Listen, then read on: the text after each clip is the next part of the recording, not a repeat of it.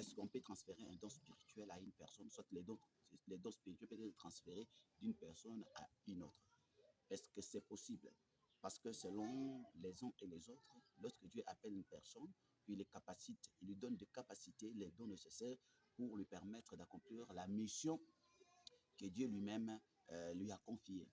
Est-ce que cette personne peut avoir encore besoin d'aller chez une autre personne pour être impactée, afin d'avoir un don nécessaire pour lui permettre d'accomplir la mission de Dieu? Ça, c'est une question très importante. Parce qu'aujourd'hui, nous voyons qu'il y a beaucoup de gens qui prient. Il y a des gens qui prient de gauche à droite. De gauche à droite, ils prient et ils sont à la montagne en train de chercher les dons. Et pourquoi les dons ne se manifestent pas totalement en eux? C'est pour cela, aujourd'hui, je vais parler sur le secret du transfert des dons. Moi, je vais dire que oui, les dons est transférable. Si vous lisez dans le livre de 1 Timothée, chapitre 4, verset 13, là où Paul dit ceci, que même à mon absence, il dit à Timothée, même à mon absence, applique-toi à la prière, à la lecture, à la méditation. Et il lui dit ceci, que ne perdez pas, n'éteignez pas les dons spirituels qui t'a été donné par l'imposition de main des anciens. On dit que les dons qui t'a été donné. Ici, on ne dit pas que c'est Dieu qui lui a donné, mais les dons qui t'a été donné lorsque on t'avait imposé les mains. Ça signifie qu'il y a la possibilité de transférer les dons dans la vie d'une personne. Hein? Même si vous comprenez très bien que lorsqu'on parle de l'impactation, on parle de l'impactation, ça signifie qu'une personne que Dieu avait capacité devient une source, devient un magasin dans lequel une autre personne peut puiser un don spirituel. Je prends l'exemple de Moïse, que Dieu lui avait dit de choisir les 70 quelques personnes, et ces gens-là qui ont été impactés et les dons spirituels étaient descendus sur eux. Je prends aussi l'exemple d'Élie avec Élisée qui a réussi aussi les dons à travers l'impactation. C'est-à-dire que les dons est tellement transférable.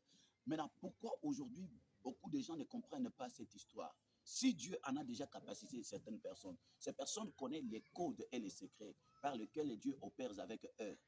Et là, il faut savoir les codes et les secrets. Les codes et les secrets, ces gens-là connaissent parce qu'ils ont déjà travaillé avec Dieu, Dieu travaille avec eux, ils ont des codes et des secrets qui peuvent vous permettre d'avoir des dons, d'avoir des capacités. Maintenant, aujourd'hui, si quelqu'un prie, bien sûr, il faut prier, il faut être charismatique, il faut être dans la sanctification. Ça, ce sont les éléments basiques. Mais au-delà des éléments basiques, il y a aussi ce que nous appelons l'impactation. La question principale est de savoir quand est-ce que les disciples ont reçu le Saint-Esprit et comment est-ce qu'ils ont reçu le Saint-Esprit. Beaucoup de prédicateurs disent que les disciples ont reçu le Saint-Esprit le jour de la Pentecôte. Non. Les disciples ont reçu le Saint-Esprit, c'est dans le livre de Jean chapitre 20, verset 22. Si vous lisez, vous allez comprendre très bien que Jésus-Christ les appela après la résurrection. Il souffla sur eux et il dit, recevez le Saint-Esprit. C'était les jours et les temps où ils avaient reçu le Saint-Esprit. Mais pourquoi Jésus-Christ avait soufflé sur eux? Et c'était quelle cérémonie? Parce qu'il faut savoir, c'était quelle cérémonie? Souffler sur eux et le transférer. Il les a transférés, le Saint-Esprit.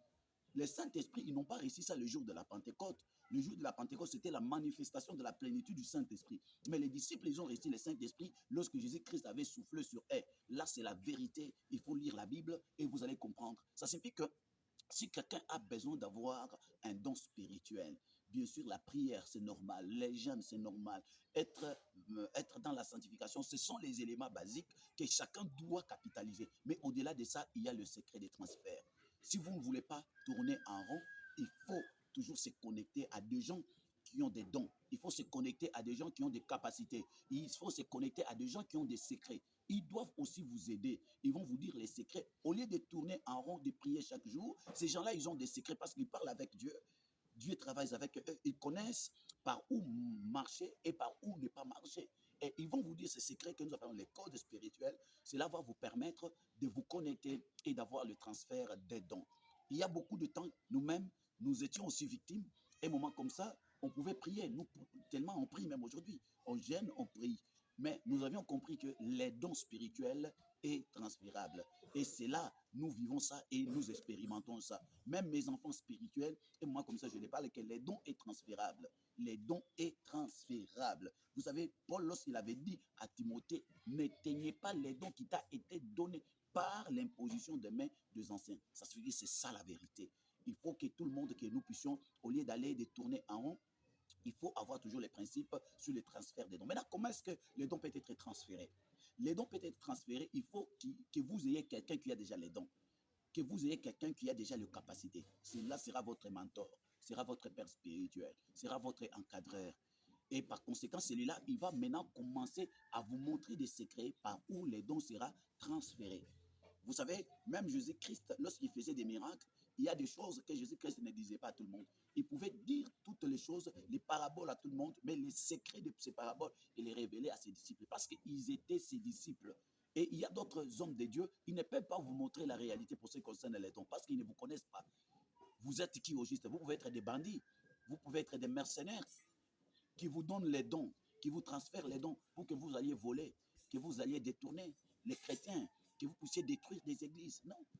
Les dons spirituels est transférable que lorsque le Père spirituel connaît très bien que vous êtes son disciple, vous êtes son fils et vous êtes loyal. Parce que vous pouvez être un fils, mais vous n'êtes pas loyal. Lorsque la loyauté se manifeste en vous et le Père spirituel commencera à prier pour vous pour le transfert des dons spirituels. Que Dieu vous bénisse abondamment. C'est la petite exhortation que j'avais ce matin. Que l'Éternel Dieu vous bénisse abondamment. Moi, c'est le prophète Vitik et Bassia Eliga. De partout que vous suivez, que Dieu vous bénisse abondamment et que ces vidéos et que ces messages puissent encore vous bénir grandement. Je salue aussi celui qui m'a aidé à la caméra, c'est mon fils Steve qui m'a aidé. Que Dieu aussi les bénisse et tout le monde qui m'ont suivi. Que Dieu vous bénisse abondamment. On se retrouve prochainement pour un autre numéro. Au revoir.